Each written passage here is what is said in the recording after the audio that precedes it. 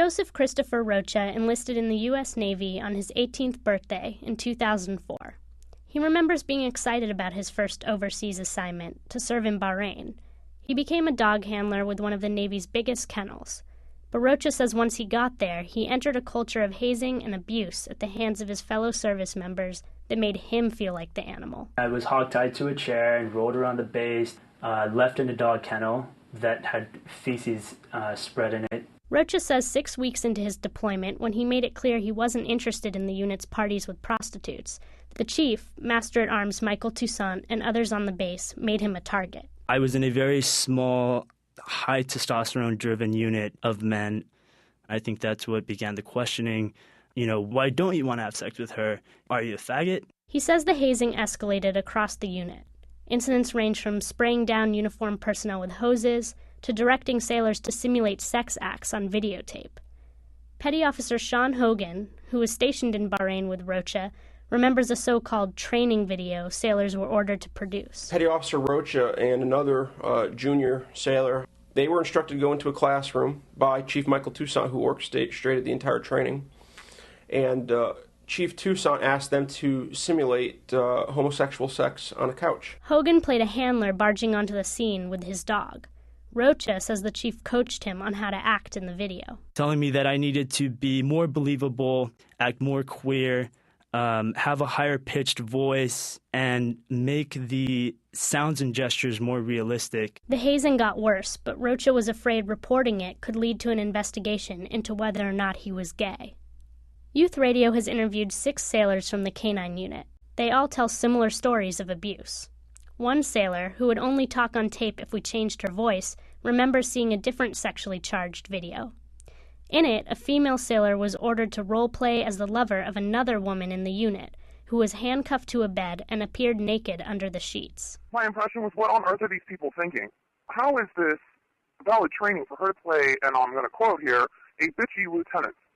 It was very disgraceful. All 6 sailors we spoke with were afraid to report the abuse. They say that Toussaint threatened to revoke their dog certification if they complained, and some feared worse. They remembered his warning, "God help anyone who airs our dirty laundry." Well, it's supposed to be this tight unit, and we're supposed to be a family, and when you get into it, the enemy's not on the outside of the lines, the enemy's within. Your enemy is the chain of command. Finally, in 2006, one sailor broke through the silence and reported an assault. The Navy commissioned an independent investigation that uncovered the hazing and other abuses. The investigation's findings, obtained through the Freedom of Information Act and corroborated by Youth Radio's interviews, show abuse was widespread in the unit, and in some cases sanctioned and instigated by its leadership. The investigation found evidence to support accusations of physical assault on sailors and, in 2 instances, prostitutes on base.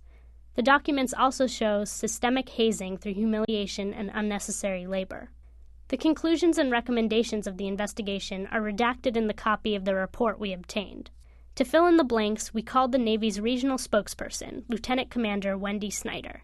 She said she couldn't give details of specific disciplinary actions, and that because the investigation took place more than 2 years ago, the records are no longer available. Well, now, whether they're shredded or destroyed, I don't know. Since then, a Navy officer familiar with the case has told NPR the report recommended courts-martial for both Chief Toussaint and another non-commissioned officer from the unit. The recommendation was never followed. Instead, the case was closed, and Toussaint received a non-punitive letter of caution, the military's equivalent of a slap on the wrist. What's more, Toussaint has been promoted to senior chief. We asked Yale Law professor Eugene Fidel, who is president of the National Institute of Military Justice, to review the investigation's findings of fact and give his opinion on the Navy's follow-up. It did seem to me from the materials that were made available that some criminal punishment under the UCMJ was called for. This looked to me like rampant misconduct, that it was utterly incompatible with military service on behalf of our country. Professor Fidel served as a judge advocate and has made a career of reviewing military justice cases. I would expect anybody, petty officer or above, to be held accountable. These people have responsibilities. They're supposed to be leaders. We depend on them. And if they're either engaging in this kind of misconduct or tolerating it, they need to be taught a lesson. Meanwhile, unit members we've interviewed are still struggling with the aftermath of their experiences in Bahrain. Sean Hogan, the sailor who played the dog handler in the simulated sex video, is now in the Naval Reserves. He says he's haunted by personal guilt. I was duty-bound to protect the junior enlisted personnel under my command, Petty Officer Rocha, and several others. I have a lot of regret for not having spoken up at the time and intervening. As for Joseph Christopher Rocha, the Veterans Administration diagnosed him with post-traumatic stress disorder. When he heard there would be no court-martial, he took it hard. It took a lot of courage to decide to testify against Toussaint, and then I was called and told, no need to testify, there won't be another trial. Rocha says he was devastated. He still can't quite describe the feeling. That kind of loss of gravity, of hitting the floor, of saying, what just happened? And I think that's stuck with me. Shortly after hearing that news, Rocha made the hardest decision of his life. He ended his military career, out of fear that he'd face more abuse at a future deployment and because he'd come out as gay. Rocha's official statement read, I am homosexual. I am proud of my service and had hoped that I'd be able to serve the Navy and country for my entire career. However, I must be honest with myself, courageous in my beliefs, and committed to my course of action. I understand this statement will be used to end my naval career. Rocha was officially discharged by the U.S. Navy. Toussaint's second-in-command while he was in Bahrain was Petty Officer Jennifer Valdivia.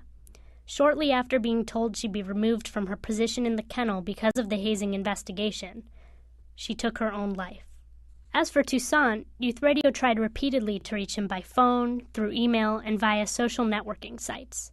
His command confirms they forwarded our questions to him. We wanted to know his side of the story. He has not responded. Michael Toussaint is now senior chief with what's regarded as the most prestigious dog unit in the Navy, the Naval Special Warfare Development Group, based in Dam Neck, Virginia. But this may not be the end of the story. Since Youth Radio began reporting on this, Rear Admiral David Mercer has ordered a review of the outcomes of the investigation at the Bahrain Kennel. He's in charge of naval installations in Europe, Africa, and Southwest Asia. A Navy spokesman issued this statement. The incidents that occurred within the Military Working Dog Division at Naval Support Activity Bahrain do not reflect who we are as a Navy. They are considered an anomaly based on sailors who were improperly led. And yesterday, we learned another higher-level review of the investigation has been ordered, this time by the Chief of Naval Operations, the Navy's highest-ranking officer and member of the Joint Chiefs of Staff. The deadline for that report is October 6th.